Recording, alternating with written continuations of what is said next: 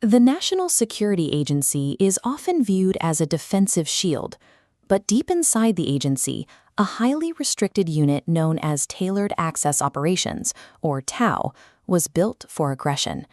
This elite team exists to crack into foreign networks and turn them against their owners. Their goals were vast. In the mid-2010s, TAO launched an initiative to map the entire global internet. They wanted a real-time inventory of millions of local networks, billions of connections, and every device attached to them. They didn't achieve this through obvious, destructive attacks. TAO specialized in computer network exploitation.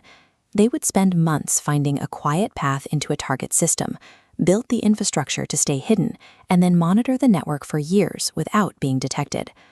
This diagram illustrates how one of their most powerful exploits, Eternal Blue, functioned. It targeted a structural flaw in the Windows communication protocol. This served as an authentication bypass, allowing TAO to enter without triggering alarms. Once inside, an automated framework called Danderspritz deployed. This platform monitored the device, maintained the connection, and protected the intrusion by silently neutralizing antivirus scans. By combining these capabilities, the NSA had acquired absolute technical supremacy over global digital infrastructure. They could enter any network they chose and remain there as long as they liked. For decades, American intelligence operated under a policy known as NOBUS, nobody but us. Look at this central vault model. The strategy assumed an unbridgeable technical gap between U.S. capabilities and the rest of the world. Believing no one else could discover these flaws, the NSA hoarded them for espionage instead of warning companies to fix the vulnerabilities. But maintaining this arsenal required a massive workforce. Thousands of private contractors had access to these tools every day, creating a significant security risk that the agency's leadership largely ignored. The agency had already seen how easily its secrets could walk out the door. In 2013, Edward Snowden used his contractor credentials to scrape a massive trove of documents from internal servers, proving that classification labels were not a physical barrier to theft. Institutional hubris had turned a classification policy into a single point of failure. By assuming they were the only ones capable of holding these tools, the NSA made the entire world vulnerable to their eventual loss. Strict government protocols make it difficult for hackers to improve their craft. TAO employees were forbidden from practicing on the open web, so some began breaking the rules, copying classified exploits onto flash drives so they could work on them at home. In 2014, one veteran hacker loaded several of these high-level exploits onto his personal computer in Maryland. His machine ran Kaspersky antivirus, using heuristic analysis to find unknown malware. The scanning bar swept across the NSA files, immediately flagging an anomaly. The program packaged the top-secret code, automatically transmitting it to Kaspersky's servers for analysis. The tools were now outside U.S. control.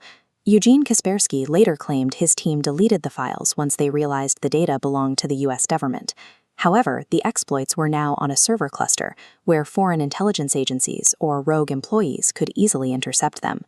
Digital weapons that cost billions to develop and decades to hide were successfully captured by a $50 commercial antivirus subscription.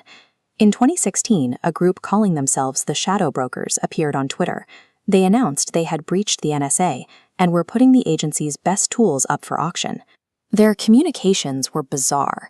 Between demanding $500 million in Bitcoin, they posted trolling rants in broken English and tagged U.S. officials in aggressive, meme-filled threads. Security experts quickly concluded the group was a front for Russian intelligence. The goal wasn't just to steal the tools, but to use them to publicly humiliate the United States.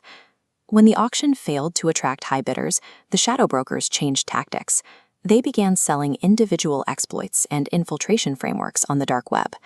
The situation peaked in April 2017 with a massive data dump titled Lost in Translation. They released Eternal Blue and the Danderspritz platform to the public, entirely for free. The fallout was immediate. State-sponsored hackers and low-level criminals alike used the leaked code to launch the WannaCry and NotPetya ransomware attacks. These viruses paralyzed hospitals, shipping hubs, and factories, causing billions in damage worldwide. A moment of gravity. Overnight, the shadow brokers had given every cybercriminal on Earth the same destructive potential as a global superpower. For the NSA, this was an operational catastrophe. With their entire arsenal public and analyzed, their existing hacking methods were useless. They had to scrap years of research and rebuild their capabilities from the ground up. The disaster ended the nobody but us policy. It proved that the government could not safely stockpile vulnerabilities without eventually losing control of them. This forced a shift in handling security flaws.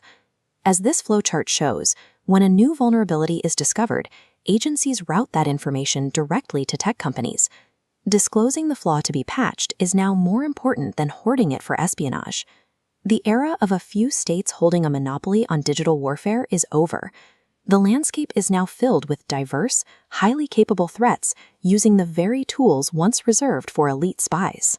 The shadow brokers vanished in late 2017, disappearing after cashing out a small portion of their Bitcoin and leaving behind a fractured digital world. The NSA spent years trying to maintain a position of absolute technical dominance. Instead, their attempt to hold a universal entry point into the world's systems exposed the inherent danger of stockpiling vulnerabilities in the first place.